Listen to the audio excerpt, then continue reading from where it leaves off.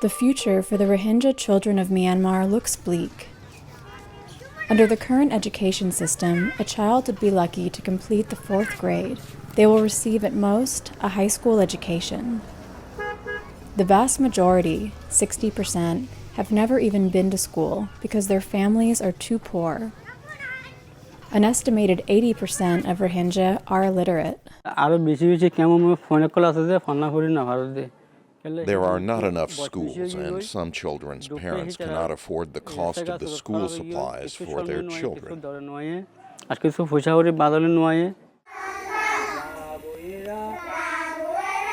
There are only 5 government schools for all 12 Rohingya camps in Myanmar's western Rakhine state, and little education assistance. NGOs like Save the Children and UNICEF have set up temporary learning spaces, but even these classrooms are understaffed and underfunded.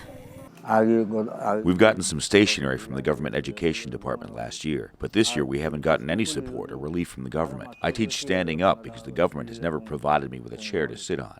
There is one upper school for the Rohingya camps, but only 2 students graduated in 2015 due to the poor level of teaching.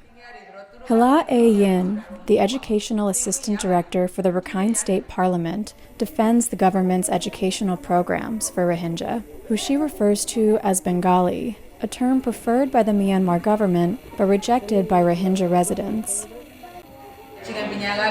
Yes, we've arranged a basic education service for them, although they're living in a separated community. Even our general director is taking responsibility for it. Now, I heard that new school buildings will be provided in both Bengali and Rakhine refugees camps soon. Even if help arrives soon for those in the camps, any university-level education is impossible here.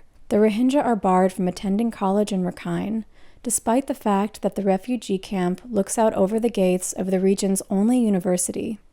Myanmar's government justified the exclusion of Rohingya from Sittwe University as a way to maintain peace after a wave of anti-Muslim violence in 2012. Now they can only glimpse the promise of higher education through a guarded wall covered in barbed wire.